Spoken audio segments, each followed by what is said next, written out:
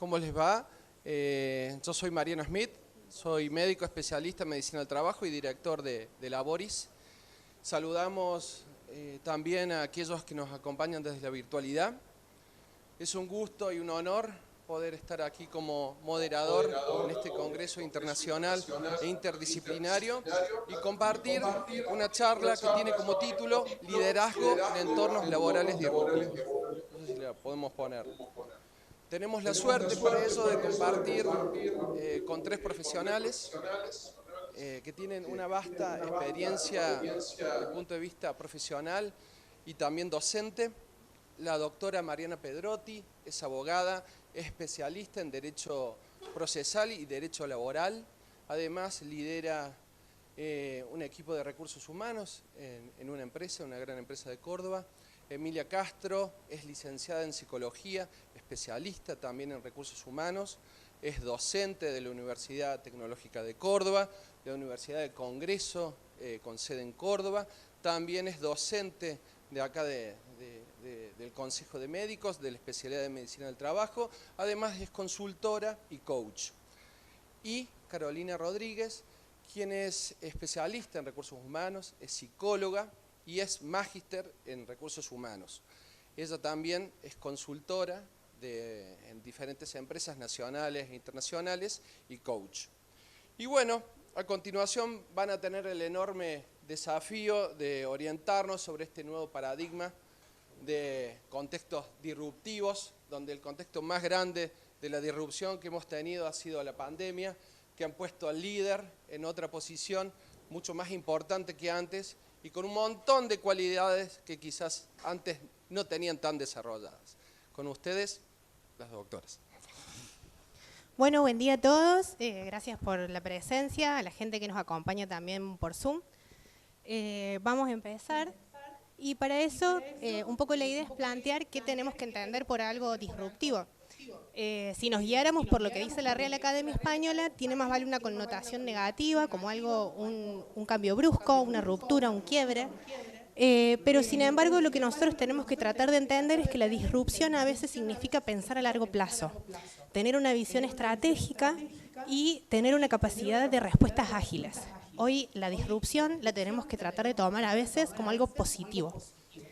Esta agilidad de las respuestas es lo que nos va a permitir entender las nuevas configuraciones sociales para poder estar, digamos, en la vanguardia de lo que se espera del rol profesional. ¿Cuál fue el rol del derecho? Por lo general, el derecho siempre ha tenido en todas estas cuestiones una actitud reactiva. Se configura el cambio social, se plasma la realidad, hay un consenso, una aceptación y luego viene la norma. Actualmente, con los avances de las tecnologías y ni hablar la pandemia, que fue algo totalmente imprevisto, hicieron que esta reacción por parte de la regulación normativa tuviera que ser mucho más rápida, porque los acontecimientos se sucedían y se necesitaba un marco normativo. Entonces, lo que se busca ahora y lo que se espera del derecho es acompañar el cambio social y no venir como una consecuencia. Esta adaptación a los nuevos paradigmas es lo que resulta fundamental. La irrupción de las TICs, o sea, las tecnologías de la información, ha sido uno de los principales vehículos del cambio. La virtualidad en todo su esplendor, no solamente en el ejercicio profesional, los médicos especialmente con lo que es telesalud, no solamente la teleconsulta, ni hablar el resto de las profesiones liberales que tuvieron que adaptarse a un contexto bastante particular. A partir de eso se dieron distintos cambios normativos. Yo ahí enumeré en Nación y Córdoba las más importantes que vienen desde hace un tiempo. Esto, si bien la pandemia lo aceleró, ya existía un avance hacia la firma digital, la firma electrónica, las distintas leyes en cuanto a la protección de datos personales y derechos del paciente, teniendo en cuenta que la virtualidad también nos vuelve vulnerables, ¿sí? Pero principalmente destaco dos a nivel nacional que fueron las redactadas durante la pandemia, que son las que tienen que ver con la ley que regula las recetas electrónicas o digitales y el régimen legal del teletrabajo, que viene a modificar la ley de contrato de trabajo para dar un marco a todo esto que estaba aconteciendo. Córdoba ratifica esas leyes, se adhiere y a su vez, como legislación propia, tiene el Sistema Provincial de Historia Clínica Electrónica Única. Me voy a detener acá en los puntos principales de estas dos leyes que yo quería destacar para plantear, digamos, algunos interrogantes y cuál es el nuevo panorama con respecto a esto. En lo que tiene que ver con la ley del teletrabajo, lo más importante son algunos conceptos que nos deja la ley. El teletrabajo tiene que ser voluntario, es decir, superada la pandemia, no existe más aislamiento obligatorio, todos los trabajadores tienen que poder optar entre teletrabajar o trabajar físicamente, siempre y cuando las tareas lo permitan, ¿no? Y también tiene que ser reversible, es decir, el empleador debería tener a disposición de ese trabajador su puesto físico para que, si él lo desea, pueda volver a trabajar.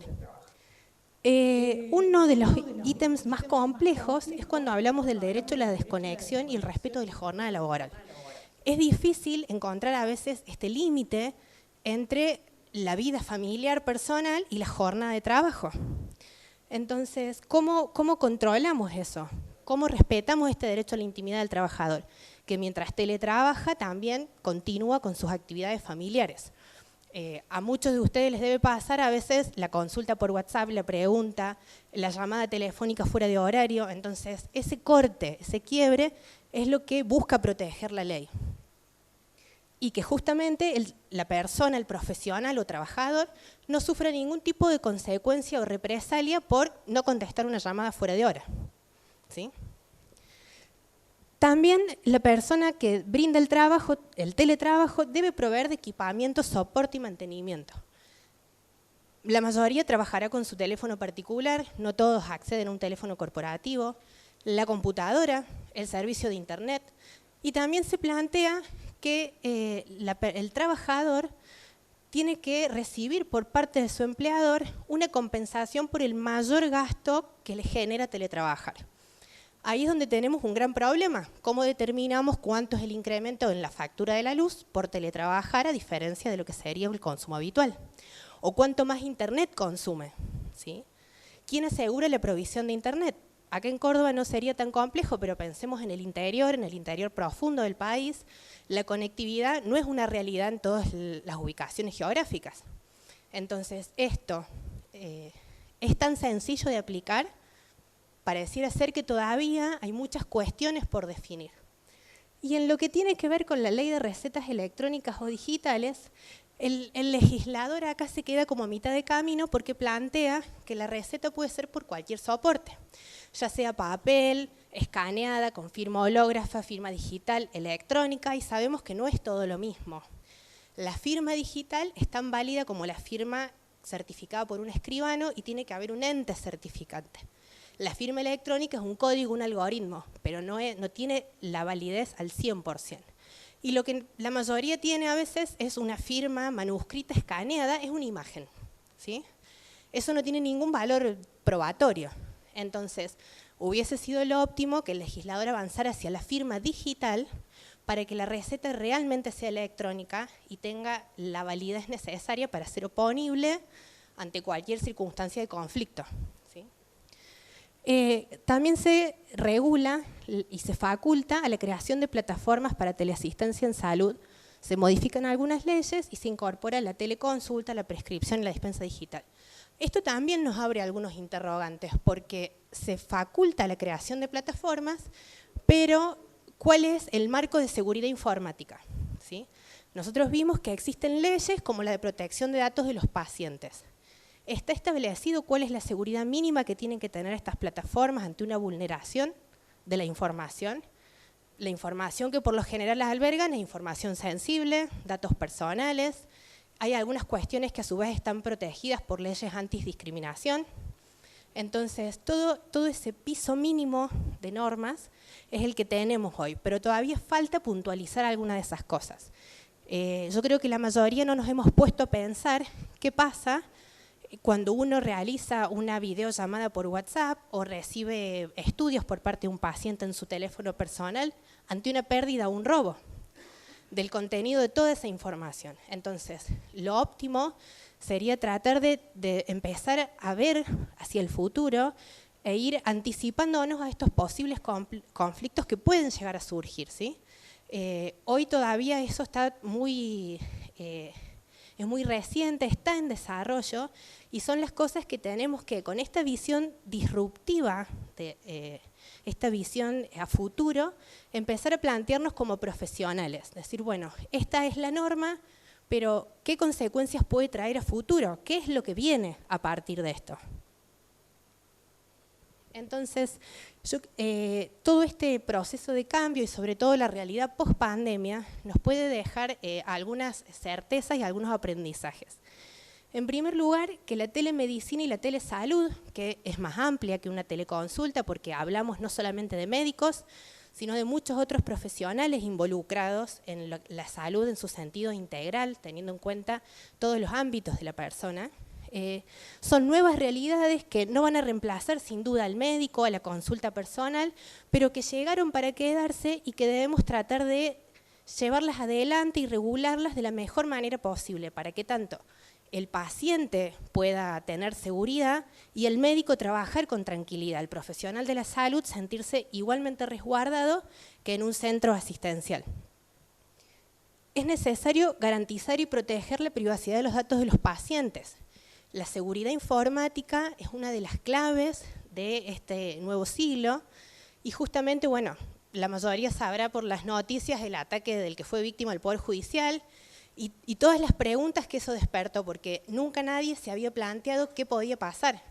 La pandemia nos aceleró el proceso de despapelizar muchas cosas, pero ¿dónde se resguarda esa información? Entonces, lo mismo puede suceder en el caso de la historia clínica digital, los estudios, las imágenes que se guardan. Entonces, esto es muy importante y es un desafío que se viene y que sería bueno que todos los profesionales empecemos a plantearnos esto. También es importante conocer las variables clave del cambio para mantener la capacidad de innovar, ¿sí? No hay mejor recurso que la información para poder estar a la vanguardia. Entonces, en la medida que nosotros nos mantengamos siempre informados de lo que está sucediendo, nos va a permitir una mejor capacidad de reacción. Y que el sistema lo que plantea en este momento, como es algo vivo, algo que está en continuo cambio, son estándares mínimos, son pisos de derecho, pero se debe seguir trabajando en ese perfeccionamiento del sistema. Y justamente como empecé comentándoles, el derecho es algo que a veces tarda en plasmar estas realidades sociales, pero sí tenemos a la mano métodos alternativos, como la mediación, que suele ser muy útil porque esto genera algunos conflictos, generar consensos internos, cobra mucho más relevancia el rol de los colegios profesionales para establecer estándares y pautas de trabajo, los sindicatos en representación de los trabajadores y en lo que tiene que ver con la protección del personal que teletrabaja. Muchos de ustedes tendrán seguramente más de un empleo. Entonces, eso también se debe tener en cuenta y se debe proteger, y ahí es donde todos estos actores sociales empiezan a cobrar mucha más relevancia hasta tanto el derecho pueda receptar estas nuevas realidades. Y ahora, un poco también para salir de la tradicional, les traigo un videito que los vamos a presentar, que a mí me gustaría que sirva como un disparador para pensar esto, ¿no? ¿Estamos realmente pensando en lo que viene? ¿Somos capaces de innovar o vamos a acompañar lo que está sucediendo? Porque las oportunidades se van a ir multiplicando siempre y cuando las aprovechemos. Así que los dejo con el videito. ¿Tú sabes, por ejemplo, cuándo se inventó la rueda? Hombre, concretamente el día no. Ya, bueno, pero más o menos. Año 3500 a.C., según Wikipedia, que es la fuente que yo manejo. ¿Y la maleta? Ya, eso ya. 1500. Ah, sí, antigua Roma, sí. ¿Vale? 500. ¿Y la maleta con ruedas? Eso es muy reciente. En 1972. 20 siglos tardamos en darnos cuenta. 2000 años cargando con el macuto en vilo, ¿sabes? 2000 años en darnos cuenta que eso maridaba bien. O sea, se probó antes el dátil con bacon, que la manera... Quiero decir, Aldrin, Armstrong y Collins, que fueron a la Luna en el 69, se fueron hasta el cohete, con la maleta en la mano, en vilo. Oh, qué dato, me encanta. Así que bueno, les agradezco a todos por la atención y espero que pensemos.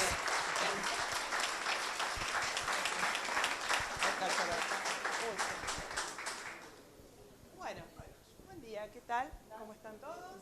Mi nombre es Emilia Castro. Perdón, yo arranco. Mi nombre es Emilia Castro. Me toca hablar sobre liderazgo, ¿sí? Acá mi compañera planteó el tema del liderazgo de los entornos disruptivos, que eran los entornos disruptivos, a qué se llama disrupción.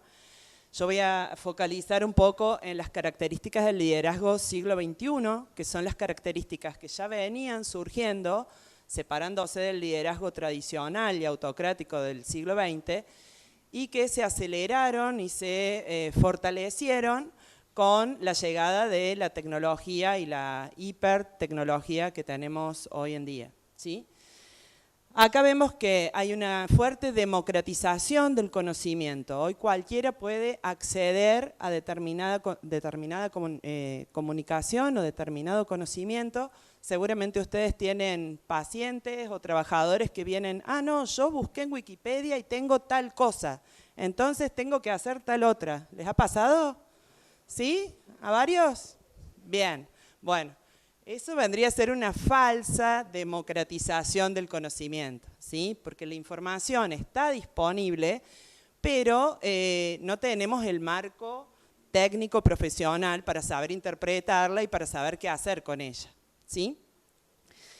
Los trabajadores están integrados y hoy por hoy tenemos que pasar de trabajar de estructuras jerárquicas, ¿sí? Con niveles bien determinados, empezar a pensar, a liderar estructuras de redes o redarquías, que se llama, ¿sí? Ya vamos a ver el esquema, esto es simplemente un avance. ¿Qué son las redarquías? Ya lo vamos a ver, pero son relaciones dentro del ámbito laboral circulares, ¿sí? Dentro de lo que es un esquema organizacional, no se hacen estructuras piramidales, sino más circulares. Promueve el liderazgo en todos los ámbitos y disciplinas y todos los perfiles. Hoy por hoy no se habla de una personalidad líder, ¿sí? O de un liderazgo que tenga determinadas características puntuales, sino que se incluye en los distintos estilos de liderazgo a distintas personalidades que tengan distintas limitaciones o distintas potenciaciones, y en base a eso se define y se diseña un estilo de liderazgo propio, ¿sí?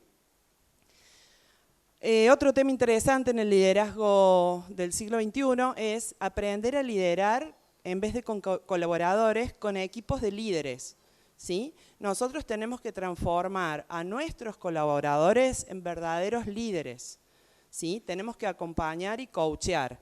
Esto fue muy apurado, este mecanismo, este proceso, por todo lo que fue teletrabajo, porque una persona que está sola en su casa tiene que aprender a tomar decisiones, tiene que aprender a buscar soluciones solo, tiene que generar más autonomía, ¿sí? Entonces nosotros tenemos que aprender a liderar con líderes, con equipos de líderes, ¿sí? Primero vamos a ver que necesitamos gestionar nuestro propio autoliderazgo y después gestionar el liderazgo de nuestro equipo. Pero no hay que pensar ya en colaboradores o en, yo por ahí lo escucho y se me hace un nudito, en subalternos, ¿sí?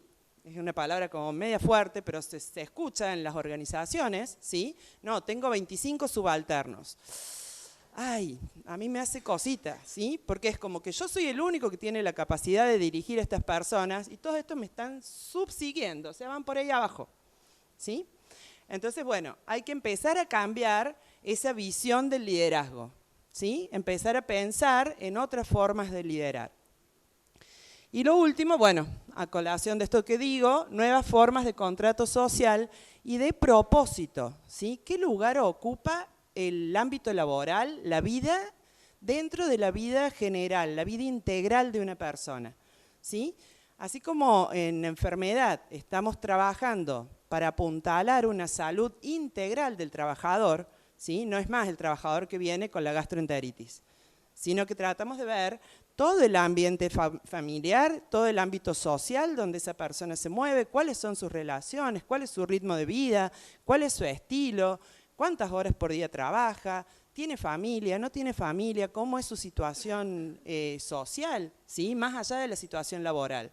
Se está cambiando hacia una perspectiva de una visión integral del trabajador, ¿sí? Bueno, eso mismo nos hace replantear cuál es el propósito del trabajo en la vida de las personas, ¿sí? Yo creo que en la pandemia muchos tuvimos ese replanteo, ¿o no? ¿Qué estoy haciendo de mi vida? ¿Por qué trabajo 14 horas por día?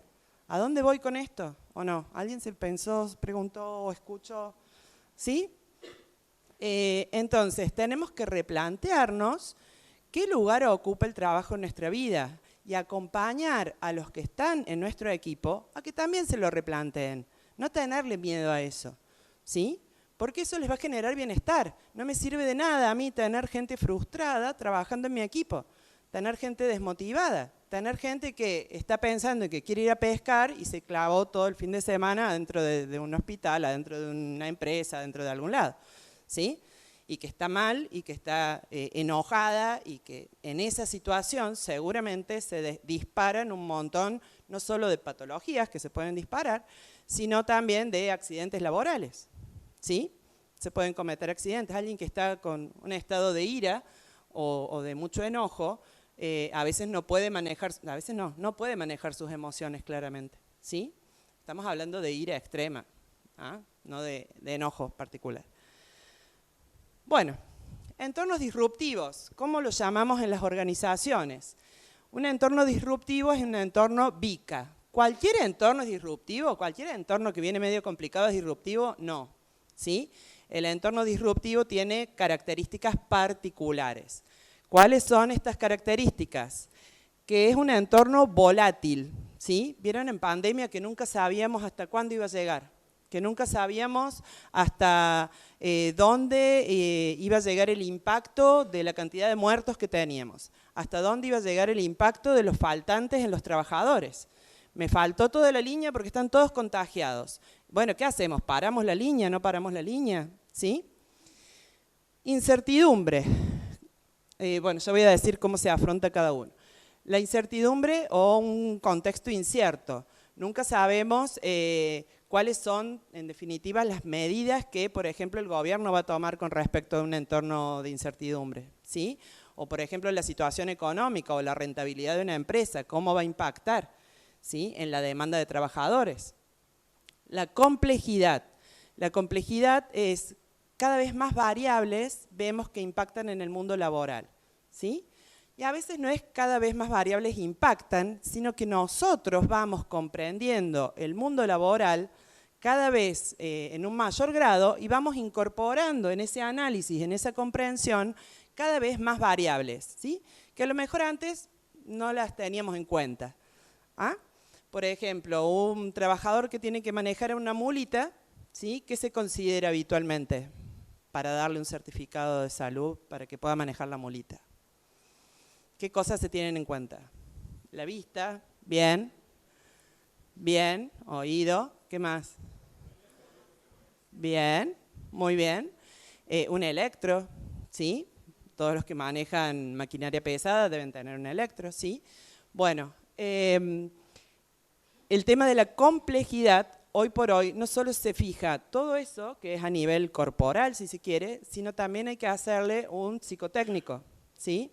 Se tiene que analizar sus emociones, si es una persona que tiene control de emociones o no, ¿sí? A lo mejor lo tiene el psicotécnico y esa semana tuvo un acontecimiento familiar traumático. ¿Qué pasa con esa persona? Hay que estar atentos a los cambios que tienen nuestros trabajadores, a los cambios que tienen, porque vos después me decís, no, yo hace 3 años le hice el psicotécnico y estaba bien. Sí, bueno, pero esa persona en 3 años puede haber cambiado. Puede haber evolucionado, puede haber tenido algún acontecimiento traumático a nivel psicosocial que está impactando en su desempeño, ¿sí? Que está impactando hoy en su vida. Bueno, y la ambigüedad es esto de que algo puede ser y no ser a la vez. ¿Sí? En la pandemia no les ha pasado que han tenido que tomar decisiones, sobre todo con valores morales, algo que puede ser y no ser. ¿Y está bien o está mal que sigamos manteniendo a esta persona en el respirador? ¿Sí? Eso fueron decisiones bravas que muchos médicos, digamos, me comentaban. No, porque hay una persona de 18 años que a lo mejor tiene más posibilidades de vivir, entonces le vamos a dar las oportunidades a esta persona que no tiene toda esta patología anterior y que no... Y bueno, ¿está bien o está mal que yo haga eso? ¿Sí? ¿Se entiende a lo que me refiero con ambigüedad? Cuando uno tiene que tomar decisiones en el trabajo, en el ámbito laboral, también seguro les ha pasado. Cuando tiene que tomar decisiones en cosas que son como borderline, ¿no? A nivel de valores morales, si se quiere. ¿Sí? Entonces, bueno, esos son escenarios VICA. Yo quiero que entiendan esto porque no es únicamente un escenario que está todo, no, si nosotros vivimos en escenarios disruptivos, a nosotros nos viven pasando cosas. Estos son escenarios como muy puntuales, ¿sí? Entonces, a la volatilidad, ¿cómo la trabajamos? Con una correcta visión de futuro, ¿sí?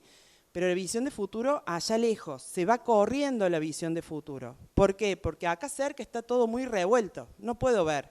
Entonces no tengo que perder la perspectiva, ¿qué quiero a futuro? ¿Sí? ¿Cuál es el propósito de esta organización? Incertidumbre.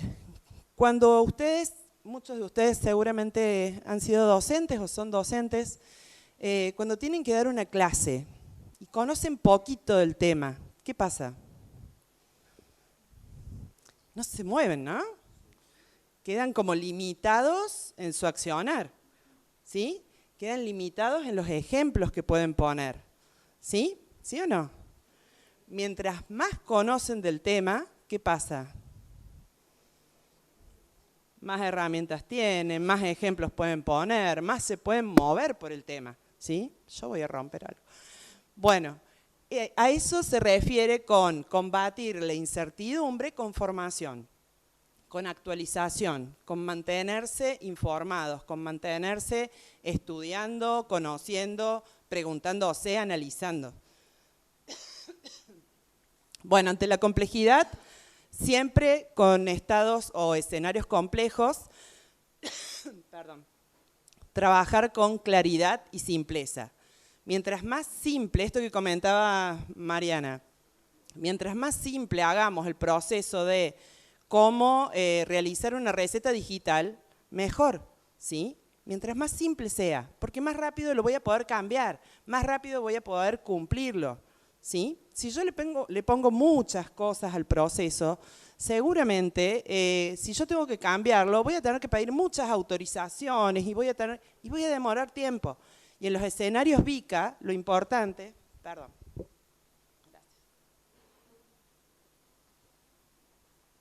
Gracias, María. En los escenarios VICA, lo importante es ser ágil, viajar liviano, ¿sí? Para moverse rápido. ¿Alguno fue mochilero? ¿Sí? Mira, varios me dijeron que sí, bien. Bueno, el que fue mochilero sabe que tiene que viajar liviano. ¿Sí? Ni hablar un mochilero con una valija con rueditas, como decía Mariana, no. Y una mochila chica, medianona tirando chica, ¿sí? ¿Por qué? Porque si no todo te pesa. Cada movimiento que tenés que hacer, llegás a una terminal, tenés que cargar un montón de cosas. En el trabajo pasa lo mismo. Y en los entornos VICA hay que viajar liviano, ¿sí? Hay que moverse simple. Bueno. Estos son los esquemas de los cuales les hablaba recién, cuando tenemos organizaciones al estilo piramidal, ¿sí? O estructuras bien con los niveles bien marcados en las distintas jerarquías, se arman estancos, ¿sí? Por ejemplo, el área de finanzas, el área de compras, el área de producción, ¿sí? Ahí tenés comportamientos estancos. Y un solo líder tomando decisiones por toda esa gente, ¿sí? O las decisiones en realidad tienen que pasar siempre por el líder, que termina dando la última autorización. En cambio ahora se plantea en los entornos disruptivos con las estrategias de Scrum. ¿Alguien trabaja con estrategias Scrum de agilidad? Bueno, ya las van a empezar a conocer en las empresas. Son estrategias de cultura ágil, ¿sí? En las IT las usan mucho, en todo lo que es ámbitos IT, exactamente, Scrum Master. Muy bien. Se trabaja con este modelo, ¿sí? Con microcélulas donde se colocan distintas personas, distintos profesionales de distintos ámbitos, ¿sí? Y que pueden generar proyectos propios, pueden generar su propia forma de evaluarse, su propia forma de aportar al equipo madre, ¿sí? Pero tienen independencia y autonomía para trabajar. Entonces las decisiones se toman ahí, en chiquito. Y el líder, fíjense que está al medio, el círculo naranja, simplemente coordina y va coacheando, va acompañando todas esas microcélulas que están trabajando, ¿sí? Acá tenemos el director. Bueno, esta es otra forma de decir lo mismo de recién. Ahí tienen director, jefe, supervisor. Les armé todo el organigrama como para que nos ubiquemos en una estructura piramidal. Y allá tenemos la estructura de redarquía. ¿Se acuerdan que cuando empezamos les dije que había que hacer una transición de jerarquía a redarquía? ¿Sí? La redarquía se plantea trabajar de esta manera. Todos los integrantes de la organización, fíjese, tienen contacto con todos, ¿sí? Y se toman decisiones y se aprueban procesos relacionándose en una red compleja de todos con todos, ¿sí? Doctora, quedan acá, me quedan 3 minutos. Bueno, gracias. Me avisa porque yo... Bueno, acá les traje estilos de liderazgo para que cada uno de ustedes repiense o se replantee o empiece a pensar su propio estilo de liderazgo, ¿sí? Acá tenemos 5 estilos de liderazgo. Ustedes seguramente van a decir, ah, yo estoy en este, ¿sí? Se van a identificar más con uno. O no, yo estoy en este otro, se van a identificar más con otro. La noticia es, para ponerlos a trabajar, que tienen que tener todos esos estilos de liderazgo, ¿sí? Y en determinado momento van a aprender a manejarse con un liderazgo estratégico, ¿sí? Donde van a tener que desarrollar competencias de pensamiento estratégico para generar pautas y directivas a largo plazo en una organización. En otro momento van a tener que ser líderes operativos con competencias de ejecución precisas, ¿sí? ¿Cuáles serían competencias de ejecución? Y hacer que la gente haga las cosas, ¿sí? Preciso, objetivo, generar metas con el equipo. Después tenemos el líder coach, que son las competencias de desarrollo. Son las competencias de cómo yo voy generando desarrollo en las personas que están en mi equipo de trabajo, ¿sí? ¿Cómo hago para desarrollar las mentes y las competencias de la gente que trabaja conmigo? Liderazgo relacional son las relaciones interpersonales. Por ahí hay gente que tiene más fluida esta área y que tiene es mejor relacionándose interpersonalmente, ¿sí? Y el último, liderazgo personal, que es el autoliderazgo. Si yo no tengo competencias de autoliderazgo, de automotivarme, de gestionar mis propios recursos, de gestionar mis tiempos, ¿sí? Muy difícil, yo les diría casi imposible, que pueda gestionar a otros. Si yo no tengo esa central, por eso está el medio, si yo no tengo esa central, generalmente voy a estar muy complicado para ejercer o desarrollar cualquiera de las otras, ¿sí? Entonces, yo les traje autores, tienen los nombres de los liderazgos, las competencias a desarrollar, para que ustedes empiecen a indagar sobre este tema, ¿sí? Empiecen a preguntarse qué tipo de líderes quieren ser. Bueno, esta ya para ir cerrando, acá tenemos competencias del perfil del líder organizacional en entornos disruptivos, que es fundamental, que sea flexible, ¿sí? Que sea una persona que tenga curiosidad. ¿Vieron esas personas que tienen como una antena especial, que ven la ola que se viene? ¿Sí? Eso es el liderazgo antena que se llama.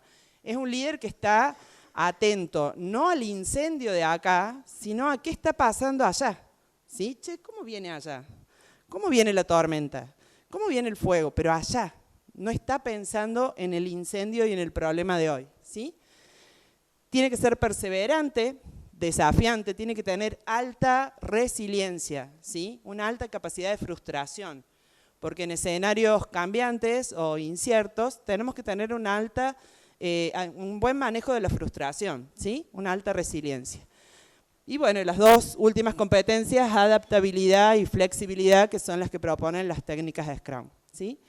Y ahí tienen acciones para gestionar equipos en estos entornos disruptivos.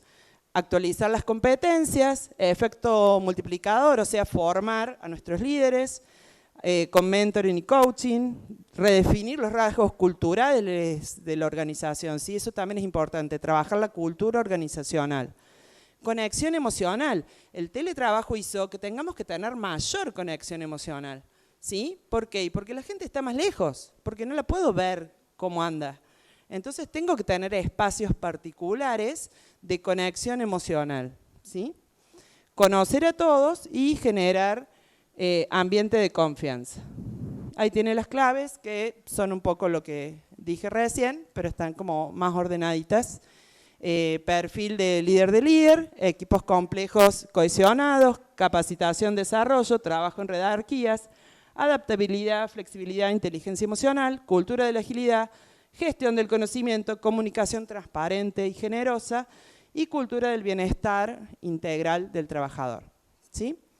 Para cerrar, les leo esta frase de Peter Drucker, que a mí me encanta para trabajar en las organizaciones, la uso mucho, que dice: no puedes impedir una gran catástrofe, pero sí construir una organización que esté dispuesta a luchar, con una moral alta, que sepa comportarse, que confíe en sí misma, donde las personas tengan confianza mutua, porque sin confianza no lucharán. ¿Sí? Muchas gracias.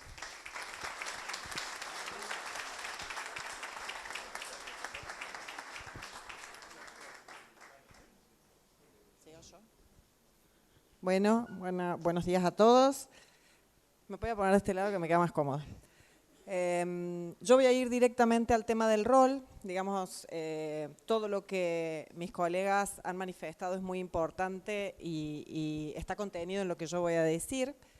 En principio, cuando suceden estas situaciones, que realmente la pandemia ha marcado un hito histórico, global, mundial y real, porque de pronto que se tomaran medidas de cerrar los aeropuertos de un día para el otro es algo que atraviesa, digamos, en todos los sentidos a la humanidad. Y antes lo decíamos genéricamente, ilustrativamente, pero en este caso realmente generó un quiebre epistemológico, según Kuhn, real, y nos enfrenta a situaciones que demandan de forma inmediata un accionar, en este caso del equipo de salud.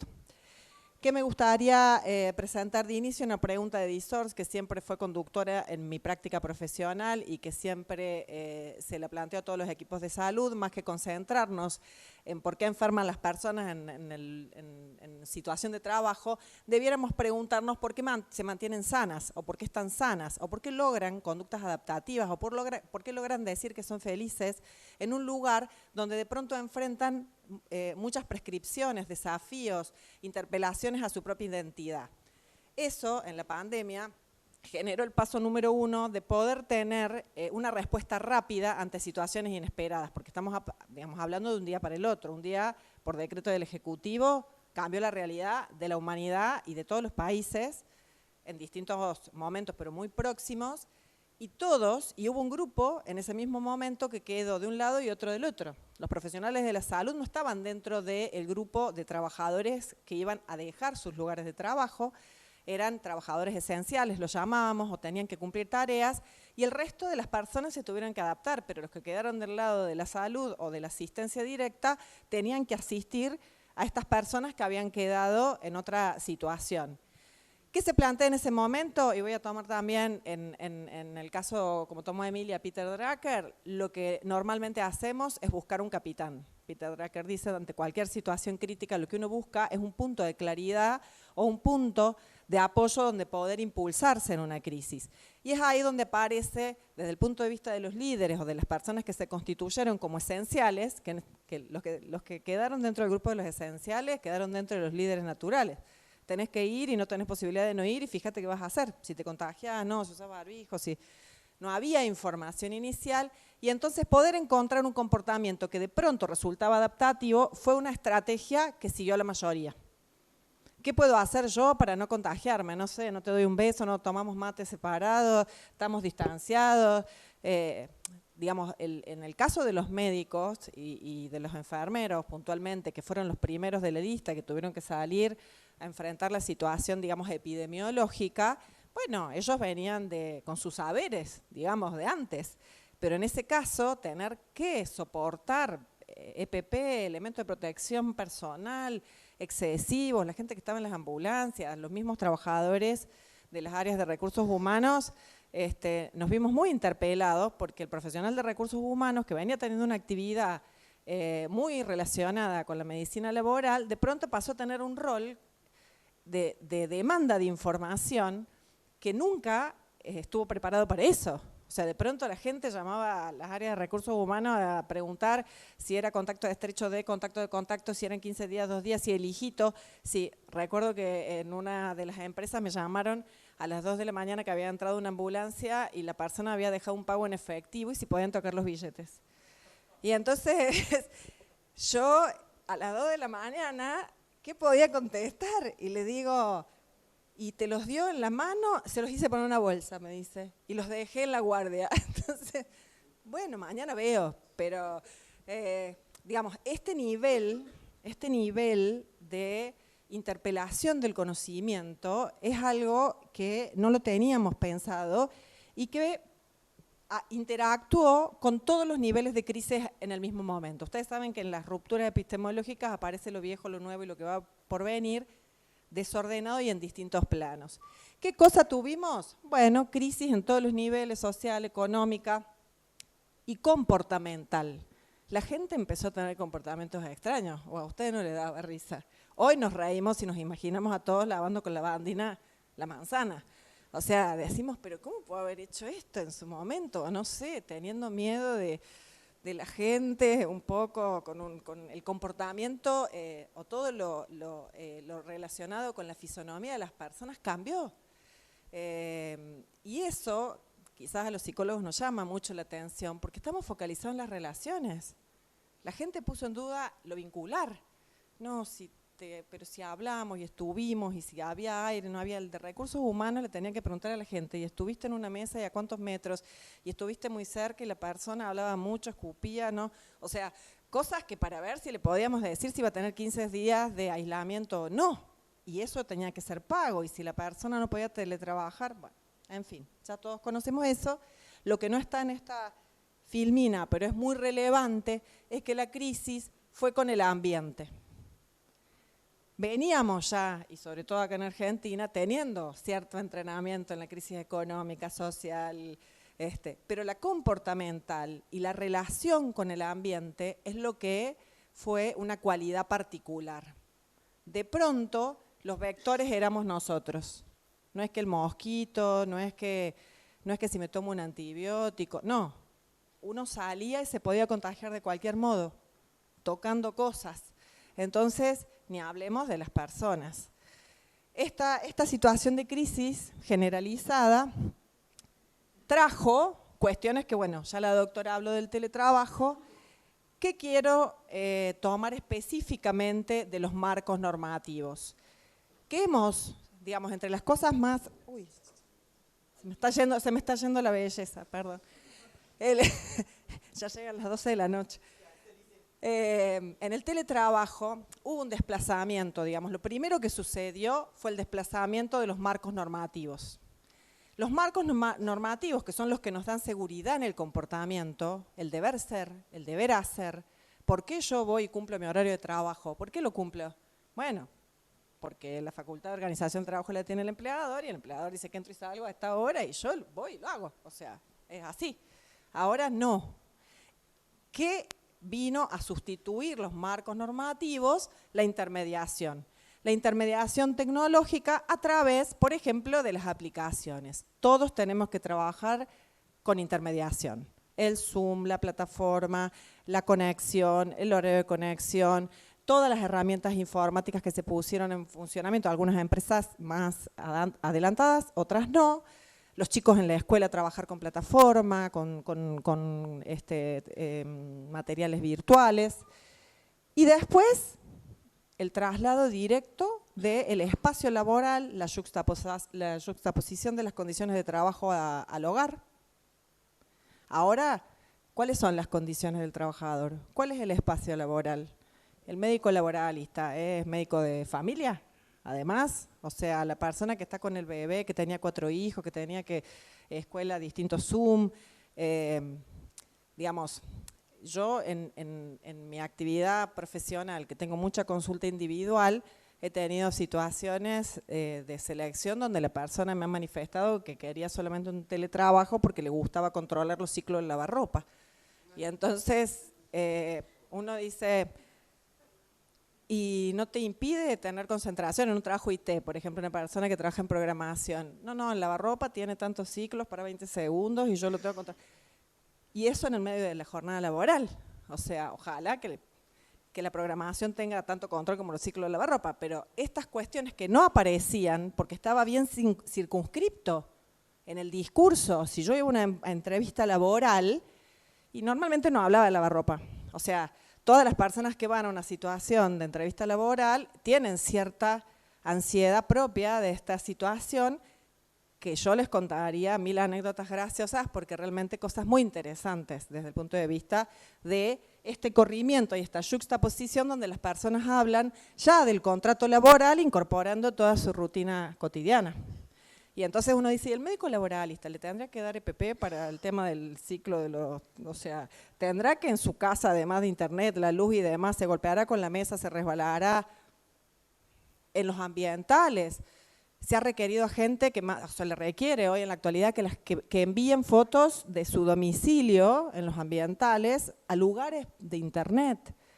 O sea, esa intromisión en la vida íntima de las personas que entran en la evaluación de desempeño laboral. Bueno, el quiebre cultural, que esta confusión o esta situación de que sean difusos los límites entre lo personal y lo laboral, hace que muchas personas, por ejemplo, hayan tenido mucho conflicto con su imagen personal. Y no estoy hablando de toda la cuestión de género, pero una persona que era gerente, que tenía sus trajes, que iba todas las mañanas y le gustaba usar corbata, una gerenta mujer que iba, se planchaba el pelo, le gustaba estar linda porque iba tenía su oficina, ahora estaba en su casa, en la cocina y con el rodete.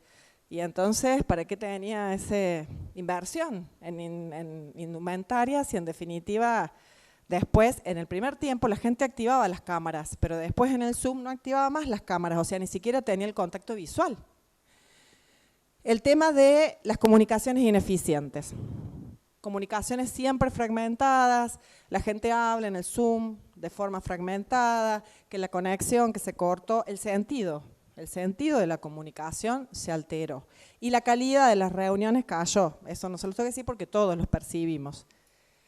La desmotivación, si antes yo no tenía ningún problema para levantarme temprano todos los días porque es más me gustaba, ahora me entré a quedar en la cama y a trabajar en la cama, porque también pasaba, ¿no?, que tenían un monoambiente, una mesa y una cama, la gente. He tenido gente del equipo de salud, fisioterapeutas muy consultados por la gente que estaba así con el teléfono y la computadora en la cama durante el periodo de pandemia, o sea, mucha cuestión postural que no tenía que ver más que con condiciones de trabajo que no son adecuadas y que no están tratadas por la ley de teletrabajo. Por ejemplo, ¿cuáles son las condiciones que tiene que el empleado garantizar para constituirse en una situación laboral correcta dentro de su propio domicilio? Ni vamos a hablar de la pérdida de calidad y la pérdida de dinero en ausentismo. Inconmensurable. O sea, en la época del aislamiento preventivo, hasta 20 días llegamos a darle a una persona que era contacto estrecho, o sea, el problema fue el contacto estrecho. Las empresas tuvieron en el ámbito laboral objetivos como contacto estrecho cero. O sea, no era contagio cero, era contacto estrecho cero, para poder bajar esas variables de costos altísimos laborales. Con respecto a la psicopatología o a los nuevos síntomas, todos los cuadros persecutorios, todo lo que tenía que ver con las obsesiones, el tema, la limpieza, el que no nos acerquemos, es que la el autodiagnóstico de situaciones epidemiológicas. La gente que decía la empresa no es segura porque yo me voy a contagiar ahí. Pero usted va al bar con sus amigos porque lo ve en Facebook, porque bueno, esa es la intermediación. El de recursos humanos dice, pero usted no viene a trabajar, pero acá festejó el cumpleaños de fulanito. Bueno, digamos, esas disfuncionalidades del equipo de trabajo.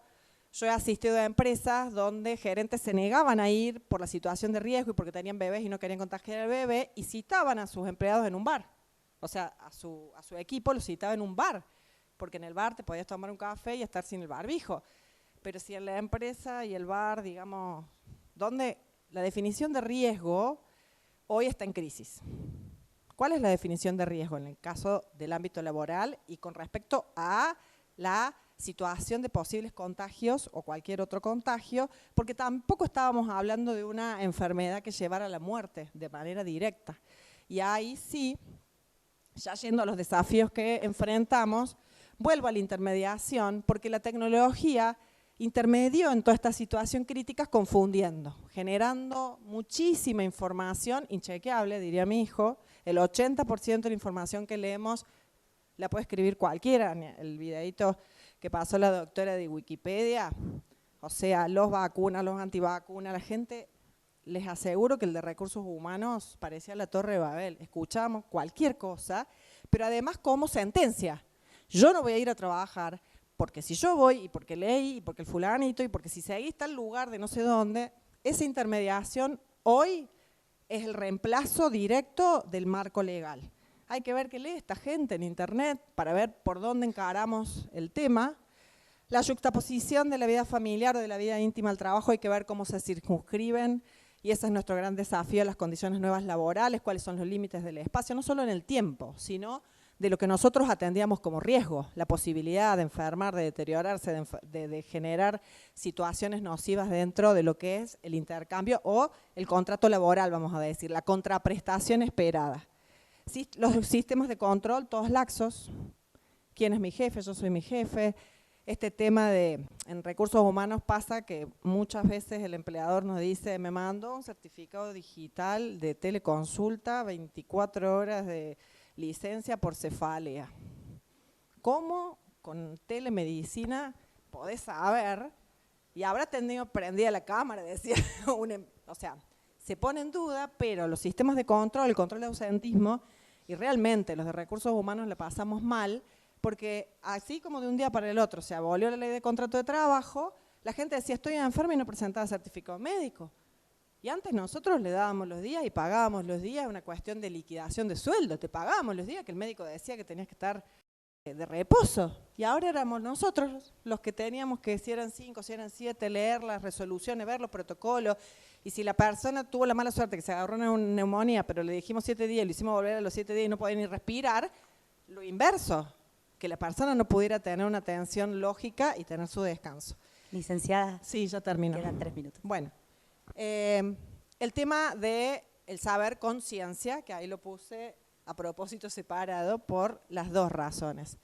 Recuperar el valor de ciencia, o sea, ¿cómo hacemos para recuperar el valor de ciencia que marque un norte de, en el caso de la epidemiología, en el caso de cuestiones que acechan a las personas, no esté bastardeado por un montón de información que depende solo de la creencia de las personas? Y después tener conciencia de lo que hacemos con respecto a estas situaciones.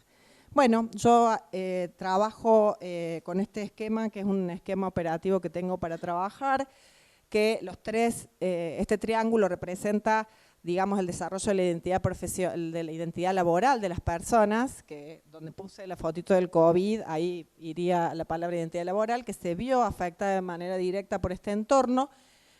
Desde el punto de vista del yo y de cómo yo me relaciono, que implica establecer un marco legal propio, hoy tenemos multiplicidad de formas de contrato, pero infinita cantidad de tipos de contrato.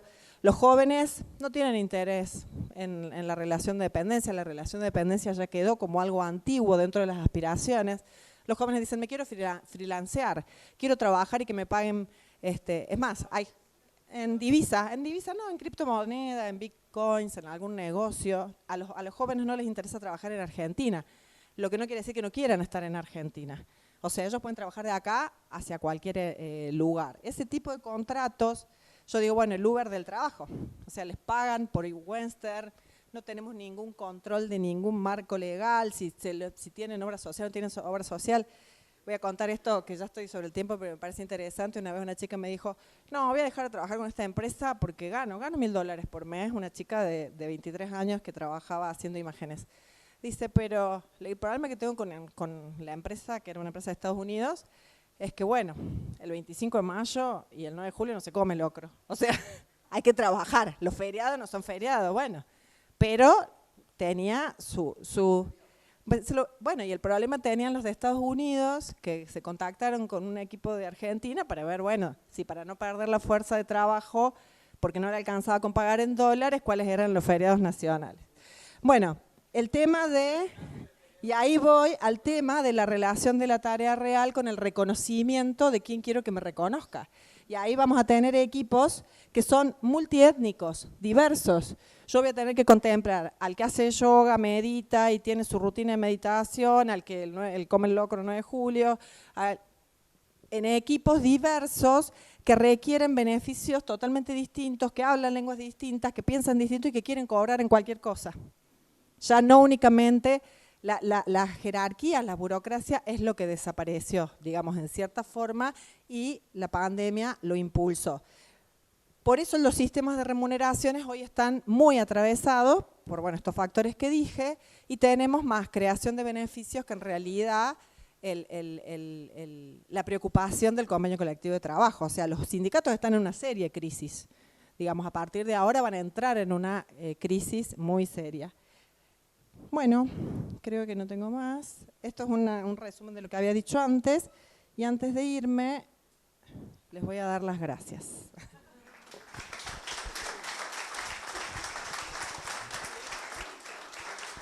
Muchas gracias, muchas gracias. Vieron, como les dije, iba a ser muy interesante la charla, y creo que cada uno de ustedes tiene muchas preguntas por hacerse y por hacerles. Si les gustaría compartir alguna, estamos abiertos a la ronda de preguntas. Ahí está el doctor Itig. Doctora, su primera presentación fue muy buena y el final inesperado. Como médico casado con una abogada, o sea que convivo hace 25 años con... me hago amigo, permiso. Como médico casado con una abogada hace 25 años, padezco algunas cuestiones de la ley, ¿no es cierto? Estoy casado con una abogada y apellido Coronel, así que ya saben quién manda en casa. Clarito está quién manda en casa, ¿no es cierto? Bueno, muy bien. Yo hace 13 años hago telemedicina, algunos han podido escuchar ayer, donde no había ningún marco legal. Y como siempre, con todo respeto, no por ustedes, sino por toda la ley, siempre va muy demorado el asunto, ¿no es cierto? Lo cual implica también de que yo en los primeros años claramente hice ejercicio ilegal de la medicina por haber hecho un montón de procesos telemédicos sin ningún marco legal, sin ninguno, de los cuales no me arrepiento ninguno, a pesar que ahí abajo hay un celular de la policía esperándome para detenerme por haber hecho eso, porque se han salvado vidas. Ayer citábamos algunos ejemplos también, ¿no es cierto? Emergencias cardiovasculares, emergencias neurológicas, emergencias quirúrgicas, que fueron diagnosticadas y estabilizadas para poder, en lugares remotos, en mineras, en petroleras, donde la telemedicina terminó siendo una herramienta. Y entonces mi pregunta es, ¿usted no cree que la ley en la Argentina tiene hoy una gran chance de a ver si puede ponerle un poco más de velocidad a este asunto para poder trabajar hoy más en paz con esto? Porque usted al mismo tiempo incita a la innovación, lo cual a mí me gusta, pero está incitando a la ilegalidad, porque cada vez que uno quiere innovar, no tiene marco legal. Pero no lo digo con usted, si no estoy hablando, no lo tome como personal, ¿no es cierto? Porque lo discuto, estoy al riesgo siempre de quedar afuera de mi casa por esta misma discusión, así que quiero decirle que estoy entrenado. Lo entiendo, porque en mi familia son contadores y también tenemos una pica ahí, claro, bastante particular. Y sobre todo con el último concepto que me gustaría compartirlo con usted, donde ya la telemedicina o la telesalud, la salud digital o el e-health, como nosotros decimos, para englobar a todos los prestadores de salud en esto, nosotros decimos que la telemedicina, algunos dicen, es el futuro. No es ni el futuro ni el presente, ya es el pasado ya. El presente es el uso de wearables, el presente es la administración de Big Data, el presente es entender el Machine Learning para la aplicación de la medicina y cómo hacer para que la ley reglamente eso hoy para que podamos trabajar en paz. Y en todo caso el futuro es como formado en cirugía en el Hospital San Roque, en el Servicio 1 de acá de Córdoba, hace muchos años. Lo que nos queda a nosotros pendiente, lo que hacemos telemedicina hace 13 años, es la telecirugía que no puede avanzar. Y no puede avanzar por una estructura de comunicacional, de 5G y todo lo demás, pero también o tampoco puede avanzar por la falta de normativa. Entonces, a través de usted me gustaría manifestar la pregunta o la voluntad de qué estamos esperando legalmente para poder legislar y poder nosotros innovar tranquilos. Gracias. Sin duda comparto que el derecho en este sentido siempre ha ido como detrás de los cambios, bastante. El tema es que, bueno, lamentablemente la estructura burocrática del proceso de creación de cualquier norma muchas veces depende de factores como de intereses políticos o lobbies económicos que hacen que esos intereses se sobrepongan o le ganen a las necesidades reales de la sociedad. Y en este sentido, justamente, yo llamo a la innovación porque nosotros tenemos que a veces ser estratégicos en esto, para no caer, como usted dice, por ahí, un poco en tono de broma, en un ejercicio ilegal de una profesión, entender eso, que son pisos básicos y ver el sistema normativo como algo integral. Entonces, quizá no tenemos una ley específica de algo, pero sí podemos hacer interpretaciones análogas o ver el ámbito normativo en un sentido global. Hay cosas en las que necesariamente vamos a estar limitados, caso de telecirugía, porque ahí sí tenemos toda una cuestión a veces de ética que no está regulada y que sí o sí lo requiere. Pero nuevamente es donde el rol protagónico lo tiene que asumir la presión social a través de los colegios profesionales. Volver a los profesionales en un sector de presión, que en su momento fueron los sindicatos, hoy cada vez más relegados. Pero bueno, se trata justamente de eso, de un rol activo y no pasivo, porque todos como profesionales son pocos a veces los que se comprometen con este tipo de causas y de luchas por un mejor ejercicio profesional y mejores condiciones de trabajo. Entonces, ahí es donde yo llamo al profesional a un rol innovador activo, justamente para ser realmente un factor de presión, como es la prensa, como es el sindicato. Entonces, un poco hacia ese lado apuntaba la disertación, ¿no?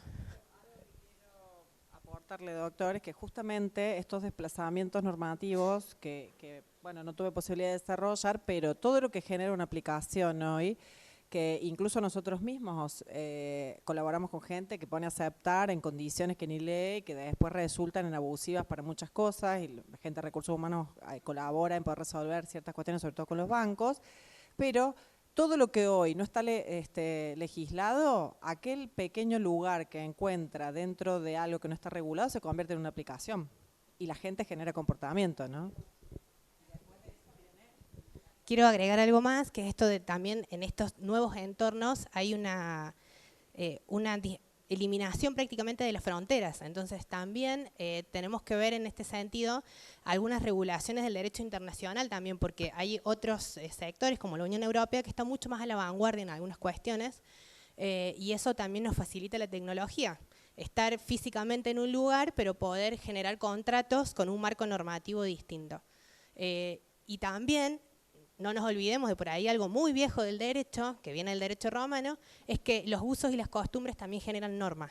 Ante la ausencia de legislación y la laguna normativa, el uso y la costumbre también es una fuente del derecho.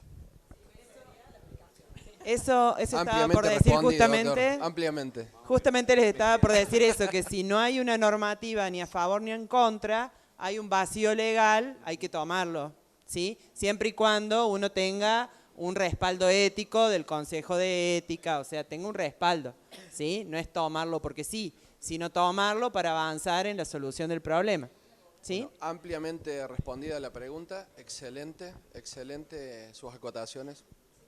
muy buena la presentación. Para ir cerrando, si queda alguna última pregunta, o doctor. Bueno, en primer lugar felicitarla a las tres, realmente muy actualizado todo, un tema muy lindo, muy atractivo y que es fundamental para todos los médicos. Pero más allá de eso, yo que no soy de Córdoba, quería preguntarles, ¿qué es la mulita? Perdón, la mulita es el auto elevador. Perdón, ¿no es mulita en todo el mundo? ¿No es mulita? No es mulita, perdón. Es mulero. Es el auto elevador. De hecho, es el mulero. Así que, no tengo idea, alguien que a lo mejor sea del rubro o que tenga más contacto con la industria, que sepa de dónde viene lo de mulita. Sí, supongo mulita, que es por carga, por la carga, ¿sí? Muchísimas gracias. Gracias. Muchísimas gracias por acompañarnos.